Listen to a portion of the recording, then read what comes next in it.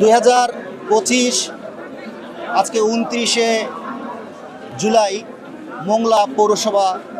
যে আজকে বিএনপির কাউন্সিল হচ্ছে, এটার মাধ্যমে আমরা বাগেরহাটবাসী তথা সারা বাংলাদেশকে একটা বার্তা দিতে চাই যে বিএনপির ভারপ্রাপ্ত চেয়ারম্যান যে গণতন্ত্রকে বিশ্বাস করে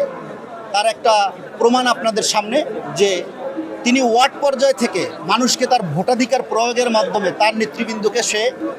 বাছাই করছে, যাতে করে যারা যোগ্য, যাদের নেতৃত্ব দেওয়ার সুযোগ আছে, এই গণতান্ত্রিক প্রক্রিয়ায় আমরা আজকে সারা বাংলাদেশে আমাদের প্রতিটি ওয়ার্ড, প্রতিটি উপজেলা এবং প্রতিটি জেলায় আমরা নেতৃবৃন্দ পাচ্ছি। আমরা বিশ্বাস করি বাংলাদেশের গণতন্ত্রকে ফিরিয়ে আনার জন্য এই মুহূর্তে এই দেশের এই অচল বাংলাদেশ, যেখানে 17 বছর ফ্যাসিস্ট ব্যাংক থেকে শুরু করে বাংলাদেশের প্রতিটা ক্ষেত্রে যে দুর্নীতি করে গেছে, সেইটার একমাত্র নিরুপায়ের উপায় হচ্ছে গণতান্ত্রিক প্রক্রিয়ার মাধ্যমে একটি ভোটের ব্যবস্থা করা, যার যাত্রা বাংলাদেশ জাতীয়তাবাদী দল বিএনপি এবং বিএনপির ভারপ্রাপ্ত চেয়ারম্যান এবং বর্তমান বিএনপির অভিভাবক দেশনায়ক তারেক রহমান শুরু করেছেন। এবং আমরা বিশ্বাস করি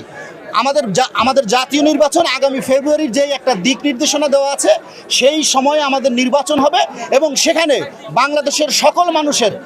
সুযোগ হবে তার পছন্দের প্রার্থীকে ভোট দিয়ে নির্বাচিত করার। এবং আমরা বিশ্বাস করি যদি গণতান্ত্রিক প্রক্রিয়ার মাধ্যমে ভোটের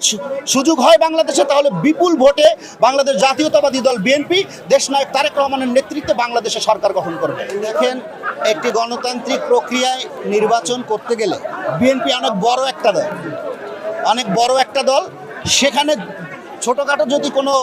আপনারা সমস্যার কথা আমাদেরকে প্রশ্ন করেন, আসলে এটা আমাদের জন্য উত্তর দেওয়া খুব কঠিন হয়ে যাবে। এখানে একটা বিএনপি অনেক বড় একটা রাজনৈতিক দল, সেই দলের কর্মী সমর্থকের ভিড় অনেক বড়, অনেক লম্বা লাইন, সেখানে অনেক ধরনের প্রার্থী হতে পারে। সো এটা একটা ছোটোখাটো বিষয়। জানেন যে এত বড় একটা রাজনৈতিক দল, সেখানে কোনো নির্বাচন হলে একাধিক প্রার্থী থাকবে, বাট সেটাকে আমরা উৎসব মুখরভাবে পরিবেশ হিসেবে আমরা দেখছি। এবং আমরা আশা করছি কোনো সহিংসতা ছাড়া, কোনো বিশৃঙ্খলা ছাড়াই সুন্দরভাবে মোংলার আজকের যে নির্বাচন হচ্ছে সেটা সম্পাদিত হবে।